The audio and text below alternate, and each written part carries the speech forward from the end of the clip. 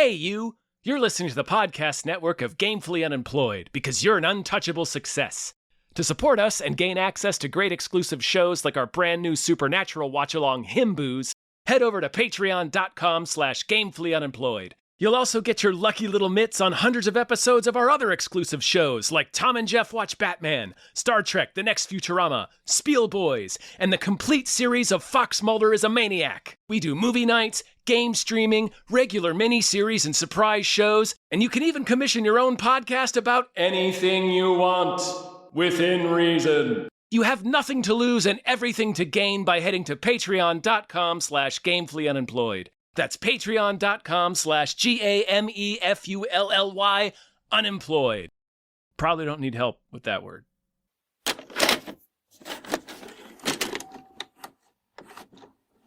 I don't even know. This is one where I'm like, oh, I think it's just one of those cases where it's like this, where the internet is filled with everybody, including some of the stupidest people who exist. One of them happens to be extremely rich. All of the stupidest people who exist. Yeah. It's one of those things where I'm like, before the internet, nobody would have even been talking about the wokeness of the Odyssey. No, they what would is that? Have, but what no one does would have that been listening even to them. mean? Yeah. Holy hell. Yeah. No, but it's funny. He's like, because about Elliot Page playing Achilles, to whom he does not play. Right. At all. No, he does not. At all. Like, Achilles dies during the war. He's dead before the movie begins. Right, we don't see Achilles. No, he's mentioned once. Yeah. But not that it would not that it would have mattered anyway. Not that it would matter. But it's so like when your bad opinion is so bad that it's just factually incorrect. Like, yeah. I mean, I don't. It's pretty. Hi, everyone. Hello, everyone. My name is David Bell. My name is Tom Ryman. And we just watched The Odyssey. The Odyssey. It's named that because it's odd, and it's on the sea, mostly. This is a household waiting for master. I want you to choose me. Ithaca's king is coming back. No, he's not.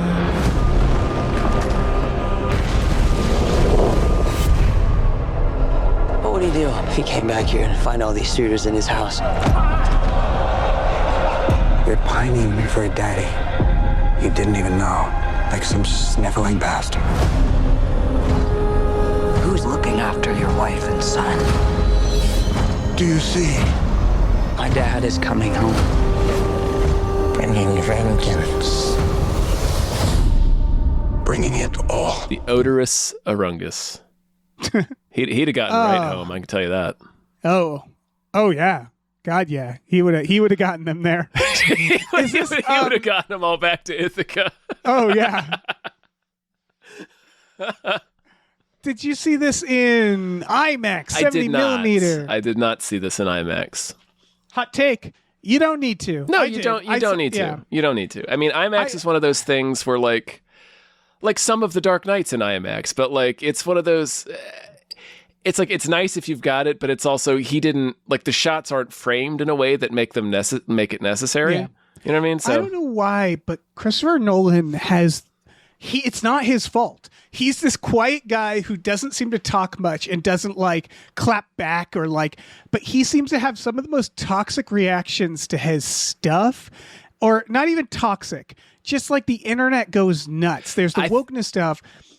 But I saw a lot of people getting mad at how like not everybody can see IMAX, and they're like, "This is like a tax on the poor." That's a weird complaint. Like, yeah, and I'm like, I get yes, there should be more IMAX, but like we used to do this shit all the time, where things were like full screen and widescreen, and like movies.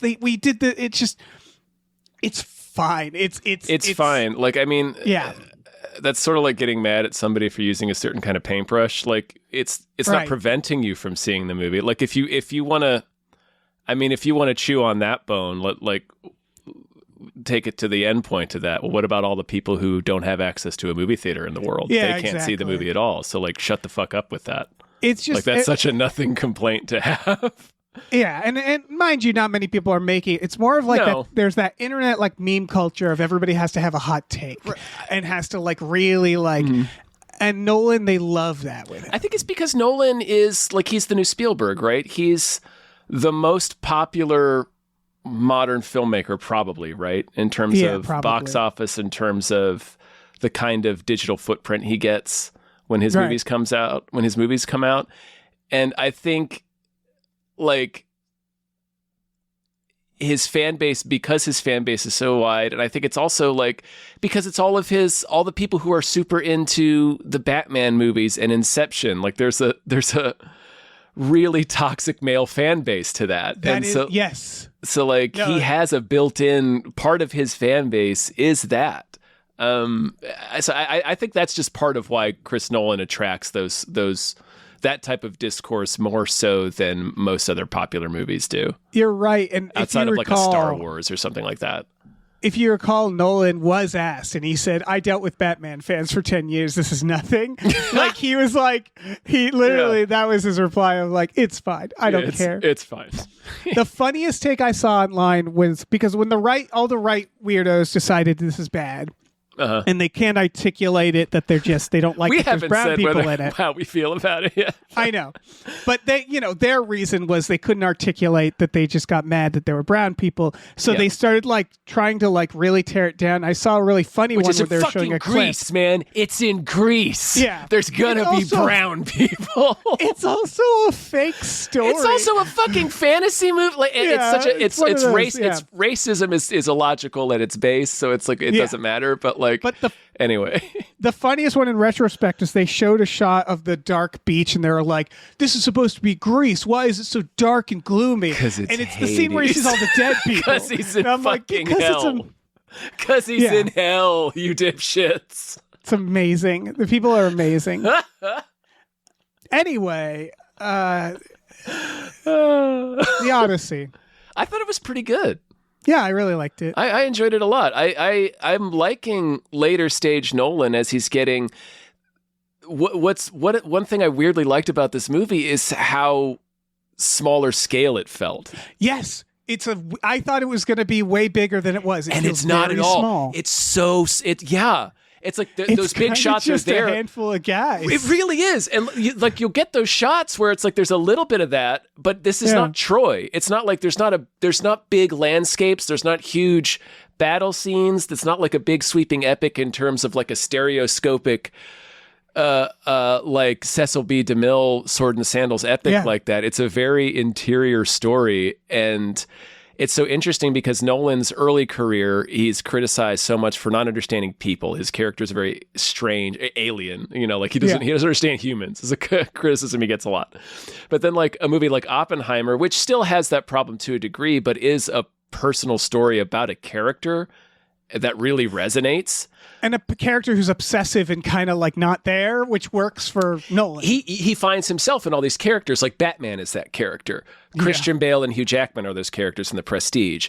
Odysseus is obviously that character. Like people who are so upset, by this drive that they have, for better or worse. They wrestle with, is it good or is it bad? It doesn't matter. It's this drive. It is this thing that makes me exist. So that's the consistency that he has. But you're right. It is identifying that trait and then just kind of. I really appreciated just how simple it is. Like it starts with that idea of you broke Zeus's law. Yeah. That's a repeated motif, is the idea of you're breaking Zeus's law by letting somebody into your house and then you betray them. That's like this idea of this shared hospitality. Anyway, I'm getting sort of sidetracked, but I liked that he just picked a very simple character trait about this guy who has PTSD essentially over what he did in the war and is avoiding coming home, really. Yeah, it's kind of the twist almost. A little bit. The bit, reveal is how guilty. No, I just to your point, two things surprised me about this movie. Everything I know about the Odyssey, I learned from a brother where Art Thou. I've never read it. I don't care about the old. I remember the beats of it. I did it in Latin class in high school. Yeah. I've seen the Armand Assante version. Sure. Is it the same reveal? I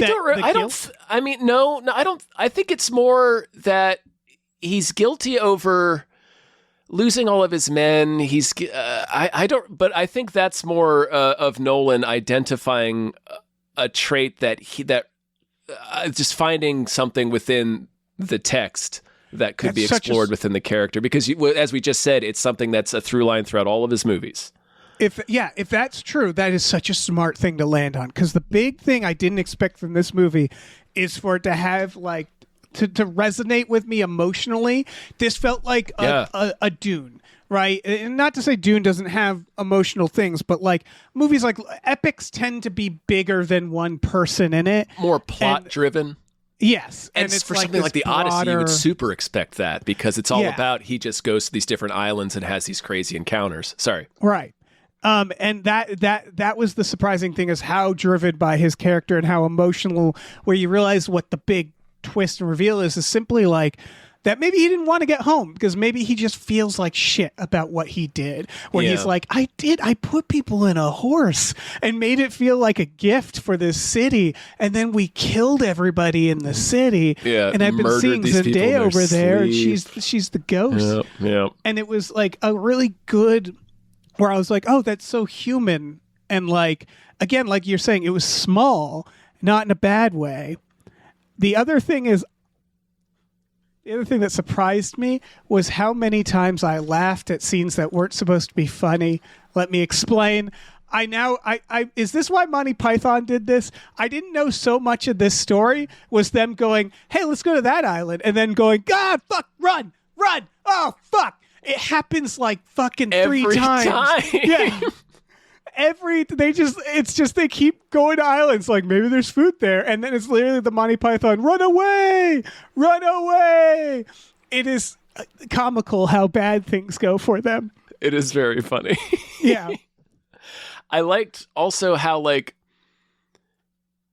because obviously Nolan would identify that trait in somebody as an artist, like he's a person who feels this drive to make movies the way that he does, and the obsessive attentive over attention to detail way that he does. So like there's this, like, watching this movie felt like a bit like an indictment to myself. This just makes it, because you're watching this, like, because Odysseus is kind of wrestling with this idea.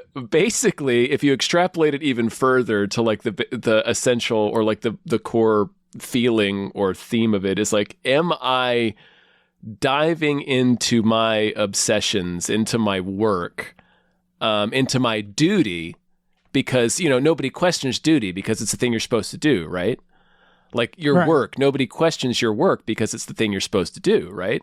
But am I doing this to avoid my responsibilities as a husband and father? Right. Like, am I doing this to avoid dealing with the things in my life that I don't want to do? Am I using duty as an excuse to avoid my life? Which is definitely like a thing that's a theme in many films. Yeah.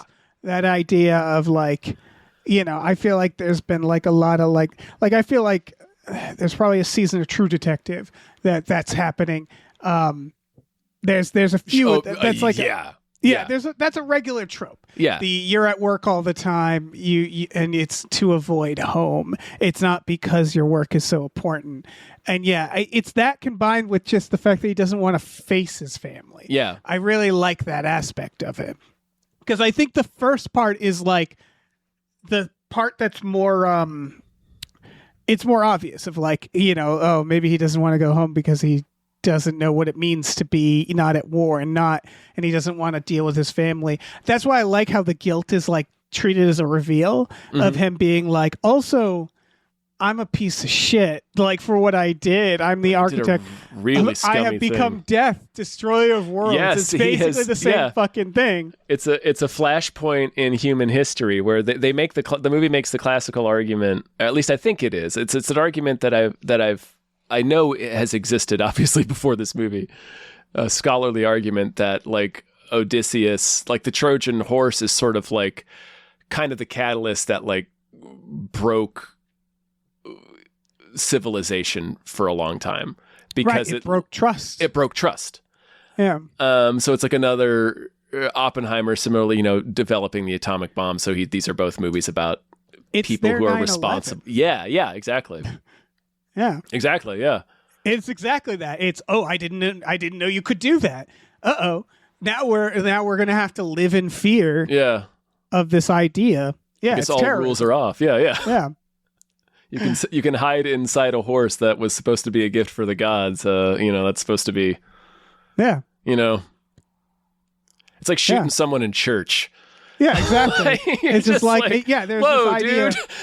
Well, it's reflected in Robert Pattinson's character, who, God, we have to talk about. Oh, but boy, like there's a lot to talk about. He has the thing where he's sort of like, fucking fuck Zeus, They're like, oh, you're supposed to be nice to beggars because it might be a god. And he's like, fucking whatever, man. Yeah. It's the idea that he's like, what happened in Troy is someone essentially punching God and everybody noticing and going like, oh, we don't have to be polite.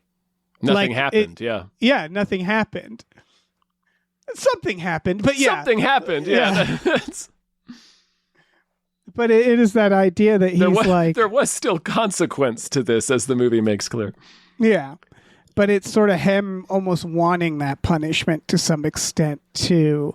Is like knowing, like at the end when he's like, I gotta go in exile, man, because it's him going like, there has to be rules, right? Like, yeah, there has to be. It's kind of it's kind of important to it's make a very this film timely now. comment. Yeah, yeah. Somebody like, just demolishing the entire world order because they wanted control of a trade route. Yep. And that idea of like, no, we have to restore, even if we can cast this aside. The rules were here for a fucking reason. Yeah. Even if it's you like, can crush this for great personal wealth and achievement. Yeah. But and like it's funny because even at the end where you're like, I saw this at Chinese theater, IMAX, and boy, the Humble cheers when spoilers, Robert Pattinson gets stabbed, and when what's his name gets fucking. I love a good arrow in the neck. Travis Scott.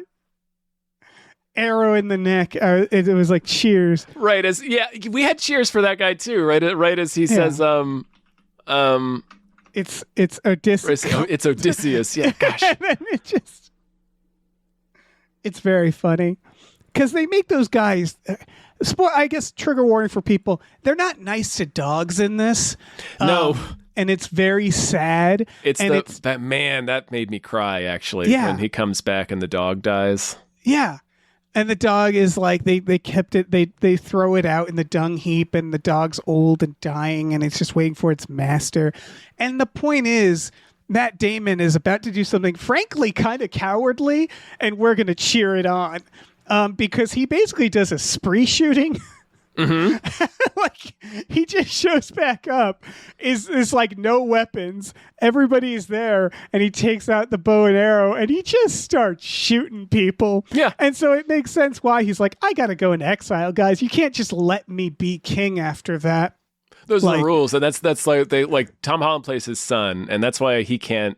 One reason why he can't do anything, like he basically has to just let all these dudes live in his house. Yeah, live in his mom's house, eat all his mom's food, and be like, "Hey, you want to marry me?" And if he does anything, it's breaking Zeus's law, and he'll have to go in exile. And then Ithaca won't have a king, and it'll leave the throne open for one of these douchebags. It's like they're very sneeringly taking advantage of God's law because they know there's no consequence to breaking it. Almost like there's a side that is just stomping all over law, and then another side that's overly concerned with keeping decorum, lest they be cast out and let that group completely take over. Because there's a side that still is like obsessively like, no, laws mean something. Well, there's a completely lawless side. Yeah. And it takes one person to finally be like, fuck all this. But even he has to still at the end go like, yeah, and then laws still have to apply. The point is that if at a certain point you still have to say like, I got to go to jail. Like that's like I've told you, I mentioned this about when we reviewed the Batman, where it was like, I thought a way more interesting ending of the Batman was for him to be like, I'm no longer Batman now. That's the end point that they brought it to. Like that's where the writing of that story ended, but they had to, obviously they can't have him not be Batman anymore. And that, like, there should be a Batman where it ends with Batman going like, and now I go to jail, right? Like, and now me go to jail, because this whole thing was me being like, the law matters. I'm upholding the law by being a maniac who's beating people up on the street. He's ultimately taking the punishment for what he did in Troy. Yeah. Like he broke Zeus's law. And he's doing it again there when he locks all these suitors in his dining hall and kills them. Yeah, I'm curious how much Nolan was thinking about modern times. I think a lot. I think of course.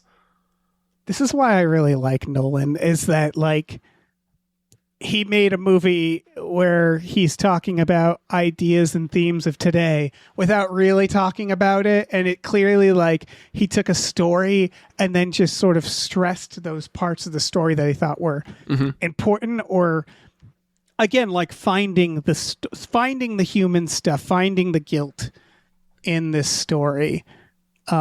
That I assume, I don't know the original story, but like, it's just very smart of him. Yeah. I think there's a lot of shit around him too, because everybody wants him to be like a Kubrick. Like, remember there was like rumors that he had no chairs on set. Oh yeah. And that it's apparently like he has no chairs near like where they're filming. There's still like areas where you can go sit. Where it's stuff like that where he doesn't allow wants... phones on set. Yeah, which honestly I wouldn't either. You shouldn't. Yeah, it's a fucking set, man. It's work. It's work. It's like yeah. It's that where I think Nolan wants to be seen, and he's kind of addressing this idea of an obsessive person. Yeah. Like they were done shooting early for this movie.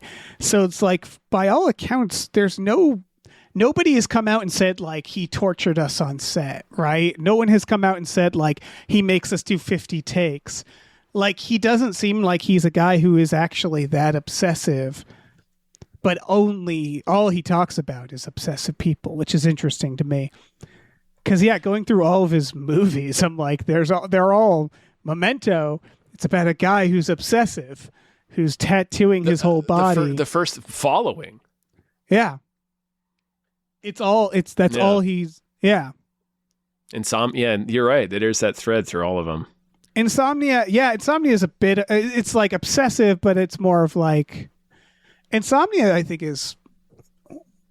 I want to say one of his most underrated films, but I think everybody says that, making the movie rated properly. Therefore, making it correctly rated. Yeah. Man, there's so many things to talk about in this. I really liked Anne Hathaway's performance. She's great. Man, and that one scene that she has with Tom Holland that ends with her, where she kind of blows up at him. She's like, I want Odysseus. Yeah. Yeah. If I had my way, I would lock the door and burn it all down. Yeah. Yeah, she's great. There's certain actors who are always great, but I realized Zendaya and Charlize Theron, they're playing it kind of stiff, and I think they're supposed to be. Probably because they're like ghosts or gods or whatever. Yeah. Well, Calypso's like a sorceress. That's Charlize Theron. She's made of crabs. Yeah. She explodes into crabs, and she's in love with Captain Jack Sparrow. Exactly. We know this. We know all of this. This is canon. Oh, no, Davy Jones. She's in love with Davy Jones. That's right, yes. Yeah, so, like, they're always great. This is actually, I thought, like, their performances were, like, the most muted. And also, no one's in this movie. Like, Tom Holland, Matt Damon. They're very and then, like, his crew. Yeah. And that's kind of it. Yeah. Like, they're brief roles. Lupita Nyong'o, she's in it like maybe 5 minutes. I think she has like 2 scenes, yeah. Yeah. Elliot Page is in it. Again, 2 scenes. He's in like a couple scenes. He has a great fucking scene because he gets to be a weird ghost. The Hades scene, yeah, that's a great scene. Yeah. Man, that was a cool effect. The pigs. There's so many good... Man, the filmmaking in this movie is incredible. What's her name? Samantha Morton. Samantha plays, Morton. Cersei, I think, is the witch's name that turns all the men into pigs, and that scene is done so well. Everybody keeps. I just love that it was a mix of just performance, just her hand running over like a man's back, and then mixed in with a shot of a pig in the background, and then also a special effect like a prosthetic and another character in the background, and it's the blending of all 3 of those they elements put her in on camera. set and they're like, okay, pet this naked man. And she's like, cool. Yeah. And they're like, okay, pet this puppet. Cool. Okay, And pet this pig. piggy. Yeah. Cool. All right, we'll make it so. Yeah. It's there's such an unsettling scene. Yeah. It's grotesque. There's a lot of talk about practicals in this. And this is like, obviously there's CGI. Of course. This is what I thought I was going to get out of this film, and it turned out to be surface level, is that this is how movies should get made. And what I mean by that in terms of effects, which is that if you can do it, like you can imagine the Marvel version of this, right? Yeah. Is like the scene of the whirlpool. They wouldn't shoot a real boat on No, it would real be a ocean. boat It on would just gimbals in a green not screen. even. I Probably think it would not be even. 100% for the Yeah. wides. It would just be. And I read how they did it, and they obviously the whirlpool's fake, but they had some rad dudes on jet skis start a whirlpool, and so like they gave it for reference. They had you can see the full Cyclops puppet, and I guarantee I did. Yeah, I saw it. I guarantee not an inch of that puppet made it to the final product, but it's a beautiful lighting reference, and again, everything else around it's real. And it's another case where I'm like, they would have just CG'd the whole fucking cave. They wouldn't have even gone to a cave, right? They would have just... And that's the stuff where it's like, that's the soul that's missing from so many films now. It's a previs, man. It's you sit down, you plan the shot, you build the shot around the effect. Mm-hmm. It's why people go like, why does the CG in Jurassic Park look so good? It's because CG was the last resort. It was them standing there and going like, okay, how do we do this effect? And once they ran out of ideas, they went, and then we'll CG it. Because it was expensive. It used to be more expensive. Yeah. And that was like, it felt like what Nolan did in this. And then he knew to shot the Cyclops, man. The way he shot that thing. Boy, that you thing, never really quite see it. Wow. And he looks, man... That design. The noise. Yeah. And the noise it makes. Ah, buddy, everything about that Cyclops was so good. Such a good idea. I love how indifferent it was. Yeah. At first. It was like a baby almost, so I felt bad for it a little bit. Of course, and then it starts cursing at them. Yeah. Matt Damon's, his inner Boston guy shows up and he shoots it in the face. Right. At when the he end really of it, when doesn't it have spits to. the armor at him, he's like, nah, fuck you. Yeah. Just sends an arrow. Like he's Will Hunting seeing his old bully. Yeah. Yeah, that was very funny. I like that he's kind of an asshole. Yeah. Man. I've seen a lot of people teasing that those big dudes, this is where I laugh like because the big dudes. They're like a big guy, run away, and then they go to the next aisle and they're like more big guys. I heard that that's more practical than you'd assume. I don't know what that means. I assume they Lord of the Rings forced perspective. Yeah. And then, because they're almost exactly twice their size. So it's like, oh, if you just... Yeah. I really liked the Samantha Morton might have been one of my favorite parts. That's when it, like the idea that he just sits down and talks to her. Yeah. And then they just reason was like unexpected and cool. And they have that really, man, it's a good scene. Yeah. Like she is so intense. Yeah, she's amazing. And she's not wrong. No. That's what I like. They make them all leering at her. So they make a point to show that she's right about them. That they are kind of just like, they're nice people, don't get me wrong, but they're conquerors, right? It's like they're going to take it. These are the people way. who sacked Troy. Like exactly. they raped and murdered in Troy. Right. And so she turns them all into pigs. Yeah. And she's like, I'm just showing what they really are. The moment they came in here, they were going to have their way with me and anything I had. Yeah. And like Matt Damon's sort of just like, okay, I see where you're coming from, but we just want to go home. Maybe let's de-escalate. And she's reasonable. And she's like, okay. And I love, she just makes them all dudes and they all just kind of quietly leave. Like, yep. Sorry. Yep. Sorry. And it got a laugh where he was like, take what you need. No meat. No meat. Yeah. She says, back in your disguises when she turns them back into men. It's so good. It's great. Yeah, that was lovely. The sirens. Oh my God, that's gonna be a meme now. Him screaming. It already is, but like okay. I've seen a few good ones, but like that fucking sequence. That was amazing. It's so goddamn like that's like I felt it in my bones. Right. And then also I'm simultaneously getting pissed at Chris Nolan because it's like what a simple idea executed perfectly. I would, yes, here's the thing. I would argue that if you sat down and thought about it, anybody would have the basic idea, which is how do you show the sirens? You go, you don't. Oh, you don't. You don't. You have cannot hear them. Yeah. Because the idea is that it has to be better than it can't match up to your greatest imagination. It has to be that. Exactly. But it was so simple. He just had it like, okay, so all you're going to see is it's going to be silent. You'll just see his reaction. And we'll have a little piece of music that maybe suggests the emotion of it. Yeah. And the piece of music is incredible. They bring it back. They bring it back for the end very, very purposefully when he admits all of his guilt to his wife when he's finally arrived home, the thing that he wanted most. Oh, it goes, man. It's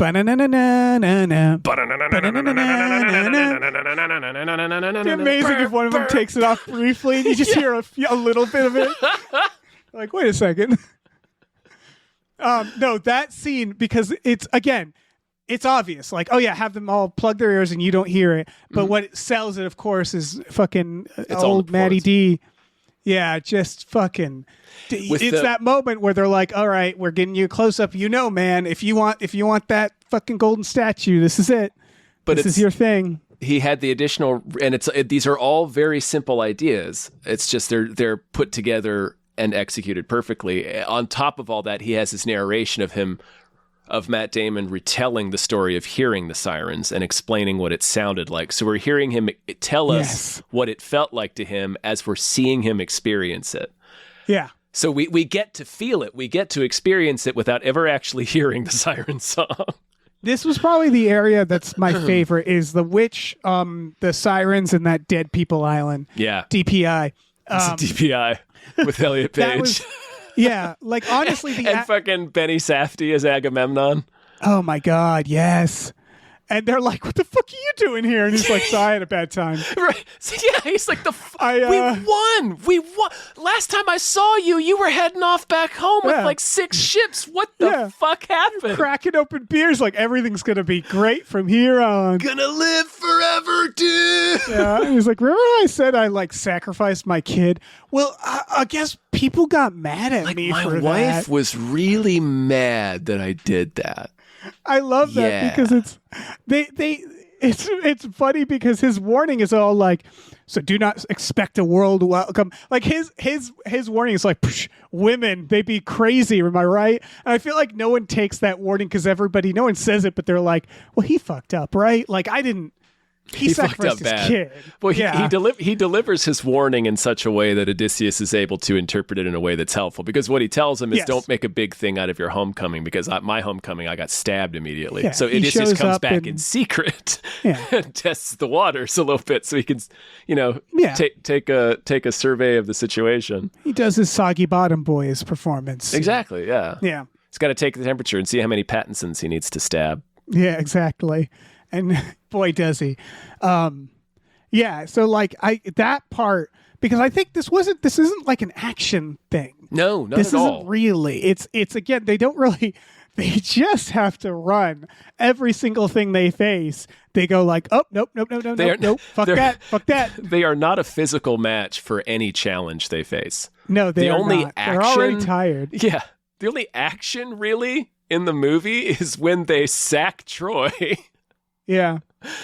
And then it's all being told, by the way, through Calypso. He does the classic Nolan thing where it's not like confusing, but it's a little out of where it's like, it's a, I'm trying to think of a version of this because movies have done this where someone is narrating and then it catches up and then they go like, anyway, and then the movie continues, you know what I mean? Where it's like, they do that where he's like talking to Calypso, who's like, "What do you remember?" And she's sort of like, "That D was so good. I sort of kept you as like a mind slave here. Mm-hmm. My bad. I've been feeding you these leaves. Yeah, the lotus flower. shout out to a Reddit post. I was like, that lotus flower must have had some protein in it, because it's like, yeah, he's still like he's just on this island Right, eating he's a just flower, and it's jacked, like he's yeah. still jacked.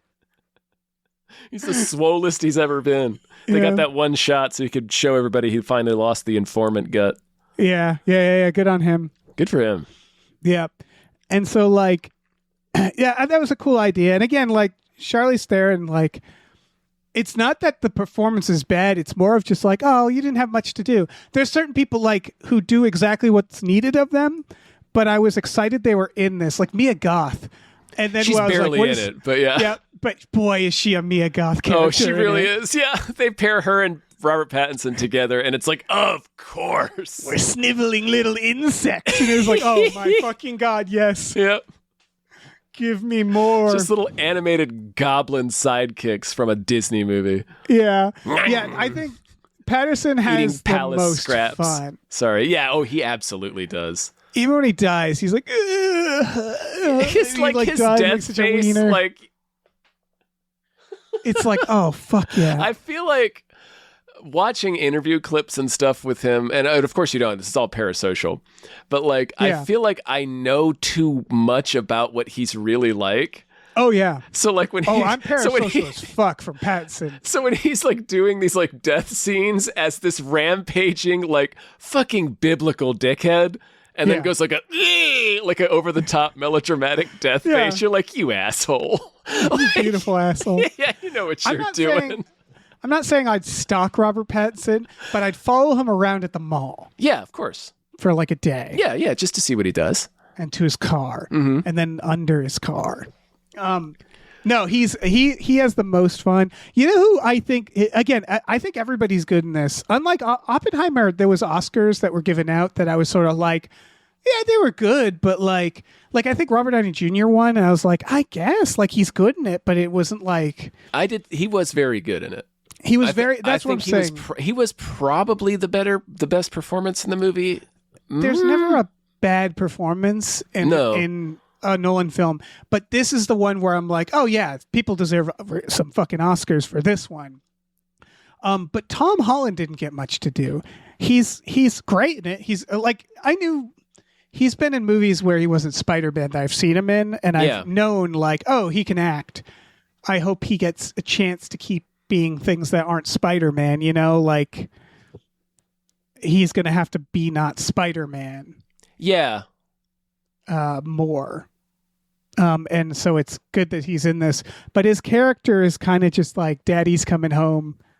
He's got an internal struggle where he's basically an angry dude that has to he's forced into inaction, and I don't know. He has a little arc where he learns to slit a man's throat. People cheer Yeah. for that. There's again, where he has to fight Logan Marshall Green, who was in a Spider-Man movie. He's the Shocker. He is. There's a little bit for him. There's a little bit that he gets to work with. He got I was actually sort of pleasantly surprised that his role wasn't as action oriented as it is. Like it is way more of, I'm a guy who has to like be really internally angry about this shit. Yeah. And find ways to act cleverly outside the box. Yeah. Yeah, like it's more just like I don't know what it means to be an actor, so I'm a tourist. I'm looking from the outside, but I'm like, what's more fun? And I'm like, Elliot Page, frankly, as a side role, had like a meatier thing to do, even though he's only in like 2 scenes. Where it's like you get to be like a weird little ghoul, and you get to like ghoul at him. Yeah, you get to Like- be really angry. Yeah, Tom Holland almost has this like very supporting role where it's like. Yeah. He's sort of there to react to everything and to be like, I hate this, and get information and go see fucking Punisher and hang out with Punisher for a bit. I think he's meant to be the audience, I think, for most of the movie, because we have to do a lot of it without Odysseus. Yeah. So he carries a lot of the emotion to like it's not a flashy role. I'll definitely agree with you there. It's definitely not a flashy role. But Again, like, he's really good. yeah, he's he really is. good. He's like really he has a good presence in all the scenes, and I was pleasantly surprised with the type of role that it wound up being, because when you see that it's Tom Holland, you're like, oh, okay, is he going to be like also kicking ass or doing something? And no, not really. No, he's not. Yeah, John Bernthal is fun as the king, and there's a lot of smart casting in this, whether or not they knew it. Like, I don't mean to say it's insidious, but like Zendaya, for example, is like, she's in 2 minutes of this movie, maybe 5. Like, she is barely in it, and they fucking in the marketing, they're like, Zendaya. Oh yeah, they know. Yeah, they know. It works. I mean, like, it works for that character because you want somebody of that stature, right? Because you only see her sparingly. So, I would argue, yes, she's great, but it's also kind of a flex, meaning that it's like, for sure. Yeah, it's like someone like using a diamond glass to drink some beer and then smashing it. He's like, yeah, I got Zendaya for 5 minutes, so what? Yeah, Fuck of course. you. Yeah. That was the other thing that I was going to say, is that's sort of the most on display, I think, in this movie than any previous of his Nolan film, is that this really is like, he can call like the best possible person for each role and probably get them if they're available. Yeah, it's amazing. Like, Lupita Nyong'o is in 2 scenes, like we said. Like, yeah. Some of these people are in this movie for 5 minutes, literally. Sorry, I'm going through the cast. I'm being told that James Remar's in this film. When did that happen? He's the dead guy. Which dead guy? He's the wisdom guy, like the guy that has like the sheet on his head. Oh, James Remar! Like, he's the MC. I was doing this with he's MCing the dead talk scene. Yeah. Yeah, Samantha Morton's there. Yeah. He could have had Obama in a walk-in. He probably fucking could have. Yeah, and it is a flex, and Obama could have been Agamemnon. Yeah, it is what makes. I would argue that is part of what makes a epic. Yeah, is like, I think about like older epics would have shit like that happen. It's an ensemble. Right?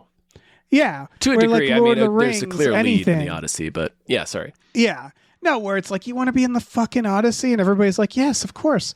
And they're like, you're going to come, we're going to pay you, not that much, but we're going to pay you to come to this fucking mountain in Italy.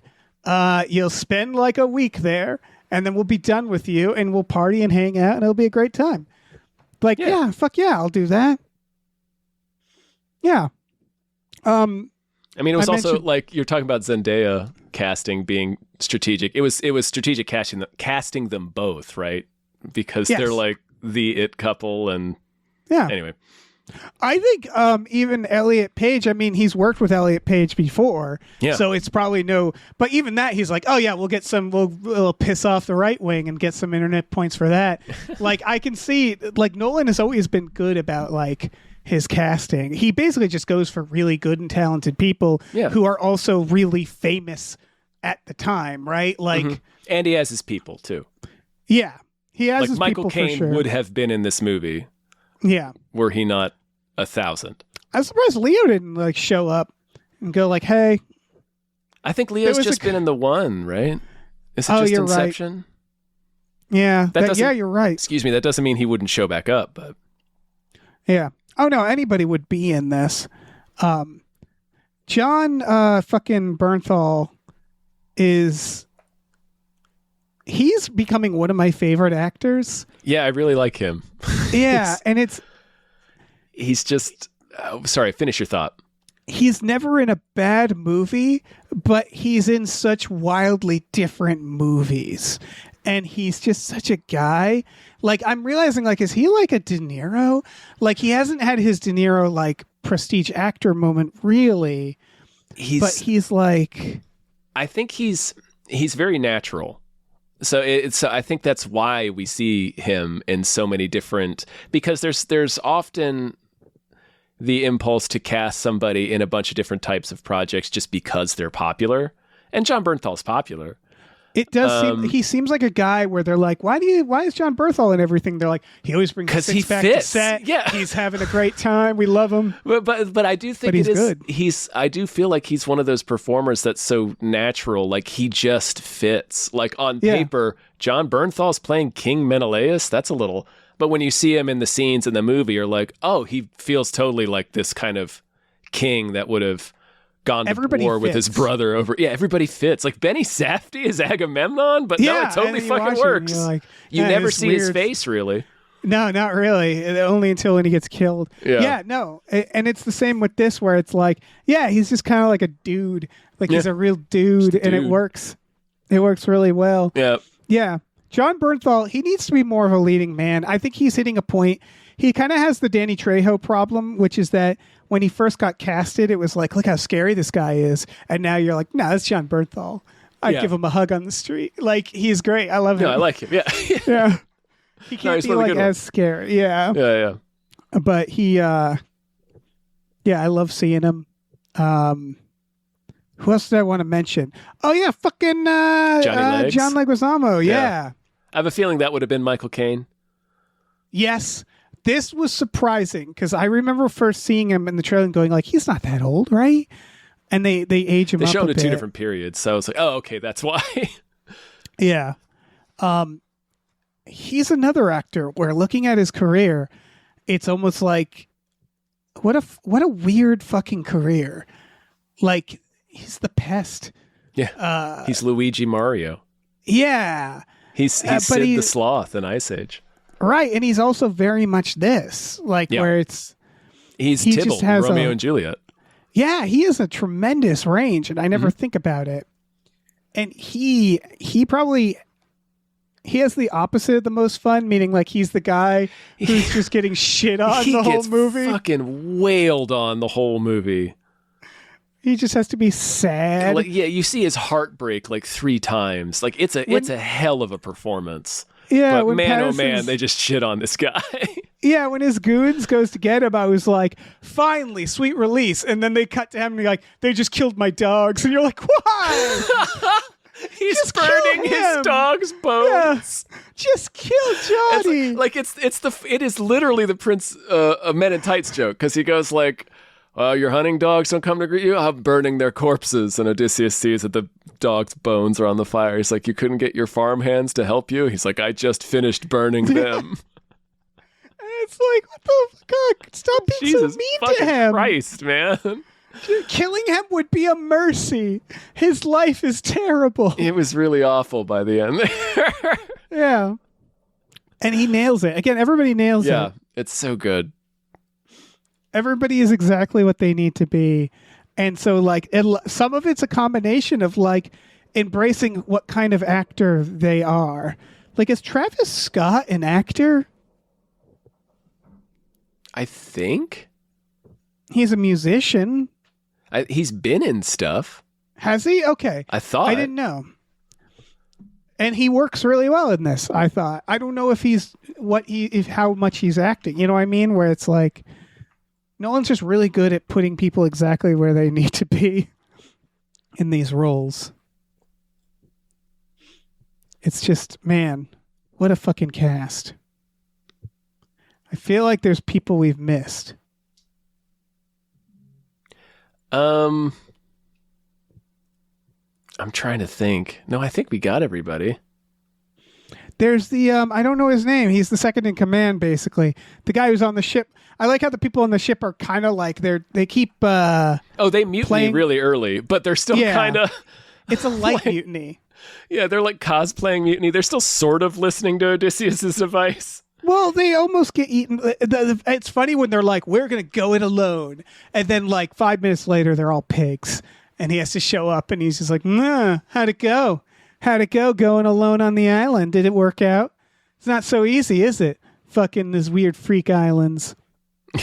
And then they sort of listen to him a little bit. Yeah, they go back and forth. But Hamish Patel is that guy's name. He was in Tenet. But I don't remember. I don't remember Tenet as well because I only saw it once. Tenet I've seen more than once, and let me tell you, it is okay. It is correctly rated. Yeah. It is no insomnia. Tenet feels like it was like, I don't know. I feel like that one got away from him a little bit. Nolan needs an insomnia after this. I need an insomnia after this. I rewatched Insomnia recently. We need more. I have this problem with him. I rewatched Prisoners recently, so Denis Villeneuve is another one where I'm happy for you that you have all the money in the world now. You know, I'm happy for you that you can make Dune or the Odyssey. But can you make another detective movie, a gritty detective thing? Make something smaller, because we also need those. Yeah, I wouldn't mind for his movies to be scaled back some, but also at the same time, rather for him to make a scaled back movie, but also he's kind of like the only person who can keep making movies at this scale that employ this many people. Yes. Yeah, he's one of the few people who I'm like, this is how you make movies. Yeah. Like, you don't need a huge budget to make movies this way, I would argue. And I don't what mean... was this? I have a feeling this was whatever he asked for. Yes. But he also went apparently on, he at least went, he finished like several days early. So that's got to be nice. Are you looking up the budget? I am. It looks like it's an estimated $250 million. Yeah, that makes sense. Oof. But that's the thing, is you see it. Yeah. It's there on the screen. Whenever they're like Ant-Man and Quantumania cost $250 million, right. You're like, how? Where? To and that's make the thing, that? is like, yeah. How dare you? And of course this is going to make all the money back, I assume. It's just like, but anybody can make a movie where they go like, hey, I got an idea. Let's try to do everything like in camera if possible. And then, indie films, I guess, don't have that choice. But you know what I mean? Is like, he makes blockbusters correctly. That's what I guess I'm saying. Yeah. Is you could make all blockbusters like this for cheaper than he's making them. You could, yeah. This is still as much as we said that this isn't as epically scaled as you might expect. It's still on a fairly big scale. Right. What's wild is I was reading interviews about like the horse scene when they're inside the horse, and apparently they winged it. Like they were like, we'll get the cinematographer in there, we'll get everybody in there, and we'll just like kind of map it out and figure it out. And it's like, really, for the Odyssey, where it's like he also seems to know when to like let the actors kind of lead things and like when to know the vibes of the situation. I can see that one, because that's a scene I could see going through it and identifying that spot as a spot that you could play around with, because it doesn't really matter what happens inside the horse. We know the end result is they get out and sack the city. Right, and here's the thing: is you can do that when you have a physical set. You can go to the actor and go like, "What do you play guys with think?" the space? Yeah, and so like that's the whole thing. Is like, so you don't get a crying Ian McKellen. Like that's how you don't get a crying Ian McKellen. Oh man, the people drowning in the bottom of the fucking horse. They're passing them straws. Yeah. God damn. They could have rethought that. They could have thought about it a little bit better. Yeah, they're like, oh right, the tide. Had to be believable, I guess. Yeah. I get it. If I was at the bottom of the horse, though, I'd be like, hey guys, I'm not doing this. I'm not being at the bottom of the horse. I know what bottom of the horse means. They're like, no, it's the best part. Trust me, it's the best part. It's like, it's not. It's objectively not. It's the worst part, clearly. First of all, it's where all the piss and farts and shit goes, number one. Yeah. Number two, I'm pretty sure I'm going to drown down here in the piss and farts and shits in the seawater. And none of you really like me that much. I've noticed that. That's none why of you I'm like down me here, in fact. Yeah. None of you learned my name, and right now you're not looking me in the eyes. In fact, you began this by calling me by saying, "What's your problem down there, shit boy?" Yeah. The Odyssey. The Odyssey. What's your problem, shit boy? I can't. I quite enjoyed this. I enjoyed how human it was. Yeah, it was really, like I said, I was really impressed by just how he took this simple idea and just really expounded upon it in, like we were saying with the siren scene. Like it's a bunch of simple ideas, but they're just put together and executed just really, really well. And here's what I'll say. It's hard, having only seen it once, recency bias. This might be one of his best films. It's got to be up there, right? It's strong, yeah. It doesn't. It's got the same like momentum as something like Inception without being as like as gobbledygook, like as like as confusing. Yes. Like I keep saying, this is a simple idea. Inception is the opposite of that. I love Nolan. He works on me.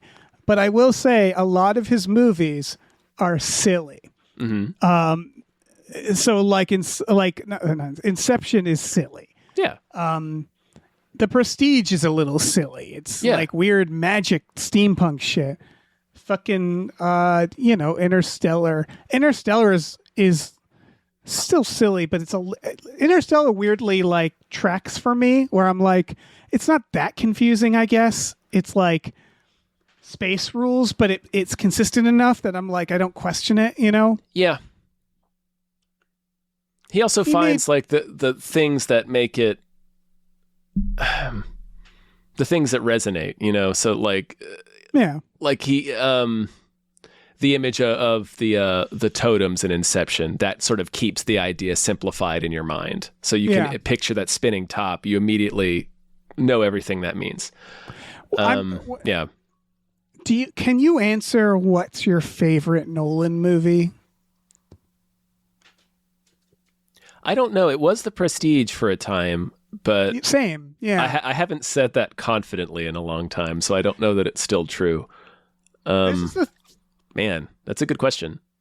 My big hot take about Nolan is that like he's not like my favorite director. No, he will definitely go down either. as he will definitely go down as one of the best directors of our time. I think so.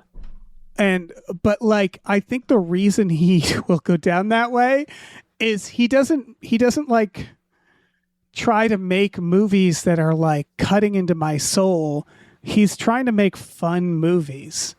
Like ultimately, he's trying to make fun and entertaining movies. Yeah. I would argue, or movies of their genre. Like Oppenheimer, you watch that and you're like, yeah, this is like a biopic drama. And it's very good as that. Mm-hmm. You watch this and go like, yeah, this is like an epic adventure, but it's satisfying. At the end, you're like, oh yeah, you get him, Matt Damon, like when he finally locks the door, starts killing everybody. Yeah. And you're like, yeah, spree shooting, do it. Woo! Where it's just like, and he's earned it, like,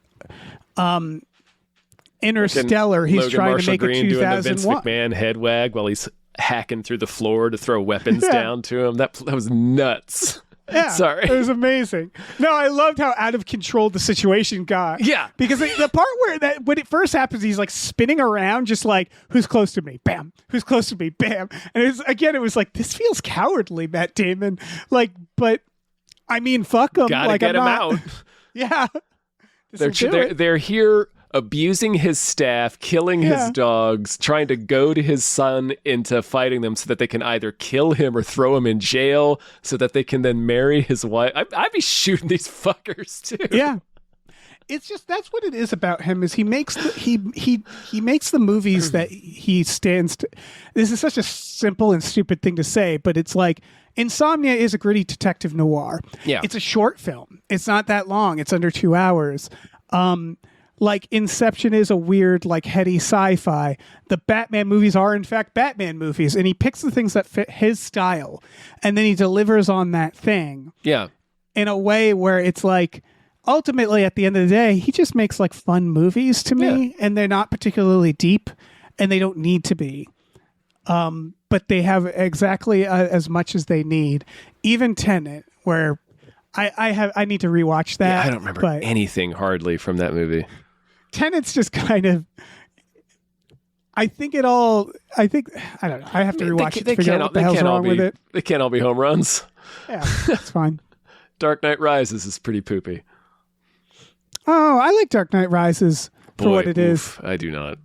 I like how much. This is a weird thing. I like how much it just keeps going, which I think is what people don't like about it. It's It's like a video game where you think you're near the end, and they're like, and then here's a whole other part, and you're Jesus. It feels like by the time we get to the end of that movie, we've really lost the plot of where this trilogy began. It felt like it's like he didn't realize it was his last Batman, and he's like, oh shit, okay, I gotta get a lot of stuff. Wrap this up. Yeah. Yeah. I mean, I honestly think it's a. I'm trying to think of a comparison. Movies, this has happened before. I assume, not to blame Heath Ledger, but I assume Heath Ledger dying was him going like, well, they did. I gotta sit down and figure this shit out. I know they had to do their idea entirely almost. It could have ended with Nolan coming on screen and going like, okay, listen, I had a really good idea, guys, and it just kind of fell through. And so I called Tom Hardy and I was like, can you do like a weird voice? And he was like, yeah, I can do a weird voice. I'm Tom Hardy. So we got together and we just fucking, we got Which voice do you want? He brought a box of 68 weird voices with him and he tried them all on for me. Most surprising person not in this is Tom Hardy. Yeah, it's like he got Logan Marshall Green, who was like simmering in the background, being a maniac. Like he was doing a little Tom Hardy dance the whole time, like hoping Chris Nolan would notice. Like you can call me when you don't have Tom Hardy. Do you think on set Nolan was like, okay, so here's the scene, Tom, and then keeps talking, and Logan Marshall Green just didn't correct him the whole time? Nope. It was like, I'm on the call sheets as him. He's like, I'm just gonna, I'm just gonna pretend. Or do you think he got in a fight with Tom Hardy? He's like, fine, I'll get the other guy. I'll get the other guy that looks kind of like you. You know the one I mean. I need to rewatch Dunkirk. I liked Dunkirk. I've never seen Dunkirk. Dunkirk's smaller. This is what I mean is like, I think like Interstellar, it made sense that he made Dunkirk because he's like, okay, I need a fucking breather. Right, I'll make Dunkirk. And he already said after Odyssey, he's like, I might need a break. And I'm like, go make a fucking grizzled detective thing. Make a quick grizzled detective thing. You don't need to go on a voyage through the Mediterranean for every movie. You can. Yeah. You don't need to drag everybody to Iceland for Interstellar. Takes place. It's a movie that takes place in Christopher Nolan's house. Just, I don't know, throw something together. It'll be great. Like, just do something. He could do smaller films. It'd be fine. It's never mentioned, but it is very clearly Chris Nolan's house. Like it has framed photographs of him and his family and stuff. Yeah, there's an interview with his Cillian Oscar Murphy. is on the mantelpiece. Yeah. He's getting breakfast in the background. Right, yeah. You see him leave for work. Yeah. There was a Cillian Murphy interview where he was like, they were like, are you sad you're not in the Odyssey? He's like, no, that's great. It's like, no, of course not. I don't need to be in all of them, man. Yeah, I don't want to, like, watching the Odyssey is watching it like that looks really hard. It looks like a pain in the ass. I'm glad I wasn't in this one. That looks rough. Yeah. Yeah, I get it. He could have been the voice of something. He could have been the Cyclops. Stick him in there. No, apparently the Cyclops was the same dude who did the robot in Interstellar. Oh, cool. Yeah. Good for him. Yeah, good for that guy whose name is escaping me. I apologize. The robot just sounded like some guy. Right. That was the funniest thing about the robot. Yeah. Well, I think he was also like the puppeteer. Oh, okay. So I think that's also Bill Irwin. That's the performer's name. Okay. Is he like a voice actor or is he just some guy? And they're like, you can do the voice too. I think it's like some guy. I think he's been in stuff as well. I'm pretty sure he has. But anyway, that's who played the robot, and that's who is the motion reference for the site. I don't know if he did the voice or not, but it says he was the on-set performer for the Cyclops. That makes sense.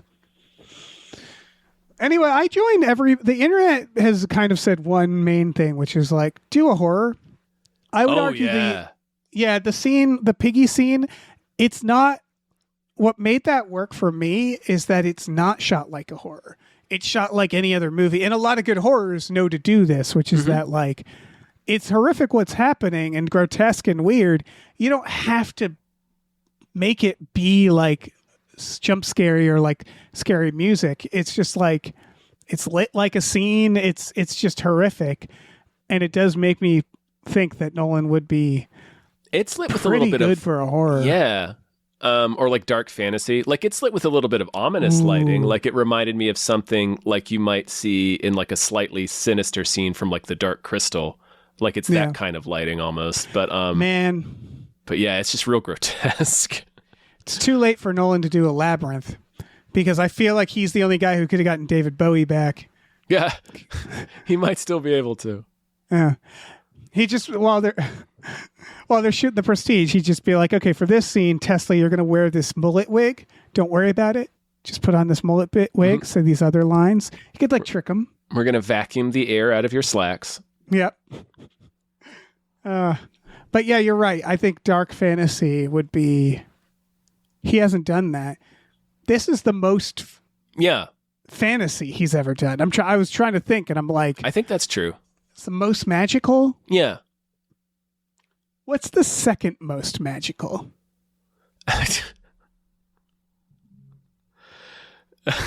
I'm gonna argue Batman. Batman, probably. I don't care how grounded it is. I'm like, look at all that. Yeah. Then maybe The Prestige. Yeah. Oh, right. The Prestige. You're right. That does have a lot of magic. But there's no magic. It's science magic in The Prestige. That's the magic. Loosest science, I would argue. Yeah, but it's still like science, quote unquote. He's not like, he didn't find a book that like lets him clone people. Yeah. That's fair. I think I'm done. All right. This was really good. It's really 3 hours long, but it did not feel like it. I didn't get up to piss once. I didn't even think about it. It was like one of those where I was like, when the movie ended, I went, oh my God, I have to piss really bad. Like I didn't know. I'm going to die. Oh my God, I'm going to die. My bladder's going to pop. Yeah, no, this was a delight. This is probably one of my favorite. This is my top 3, I think, Nolan films. It's very good. And Matt Damon, we didn't really touch on him too much, but he's really good in it. It's all understated. Like apart from like Pattinson, like most of the Pattinson is the loudest, yeah. And like Anne Hathaway is really wrestling with a lot of anguish and turmoil. So she's not like a muted character or a subdued character, but like most of the main performances in this movie are sort of subdued. Like it's a lot of people trying to maintain control of big emotions. That's what I thought the whole thing was going to be. That's why I was scared of going in, as I was like, it's going to be everybody speaking woodenly about like shit I don't care about. Yeah. And like Anne Hathaway, I would say Robert Pattinson and Matt Damon had the loudest performances where they got to have the most fun. Yeah. And they brought a lot of emotion to it. I'd say Matt Damon, it's mostly the siren scene. Like everything else, he's good in, don't get me wrong, but they don't give him as much. He's trying to be like a big, strong man. He's the trying scene to keep when he together. gets home to Penelope. Oh, yeah. And he delivers the speech to the screen. Yeah, that monologue is pretty good too. It's kind of an actor's wet dream. Yeah. It's like, yeah. They're 2 monologues, basically, is what we're talking about. Yeah. Coupled with the scene that's just a performance of, okay, give us your most anguished cry scene that you can possibly muster. Yeah. Yeah, it is really an actor's wet dream. Yeah, again, everybody's great in it. It's more about what people are allowed to do and what not to do, you know, where... And again, that's right. That's the I guess the gift and the curse of acting, right? Is it's all dependence on what the character needs. So like if you're playing like a character who doesn't react much, that's going back to Tom Holland. There's a lot of this in this, whereas that Nolan is casting people based on their strengths. Yes. Mia Goth again. Mia Goth is playing. You're just like, yep, that's a Mia Goth character. That's what she is. Yeah. And likewise, Tom Holland. You almost giggle when you see her. Yeah. It's like, of course, she's that. There she is. And that's where I'm like, the person who I think, again, did perfectly fine, but I'm just like, oh, that's a shame, is Tom Holland, because I just think he's a good actor who I think is kind of, I wouldn't call it stuck because he could pay to have me killed several times over. He's very successful and very beloved. But I'm like, oh, don't get trapped as Spider-Man, you know, because I know I saw you in that. What's that fucking movie he was in? Devil All the Time? Yeah, I think it was that. I was like, oh, look at Tom. Look at him go. Like he's a good actor, you know? But he just... He's playing heroes a lot right now. Yeah, I think there was an interview where he said this is his last chance to play like a boy. And so like, I think that's what is on his mind is like, he's probably like after Spider-Man, I got to grow a fucking beard and play a villain or something. You know, like I got to redefine who I am. Yeah. 'Cause he's just such a little, you know. And it works. Like, That's who this character is, right? Yeah. What were you saying? I think the problem with Uncharted. That was the problem with Uncharted, which I was like, I saw a child in that movie. Yeah, he needs Drake's a man. Like, yeah. It's like a young Indiana Jones up there. Yeah, people said that about Leonardo DiCaprio. So it's like it'll happen. It'll happen. You know? Yeah.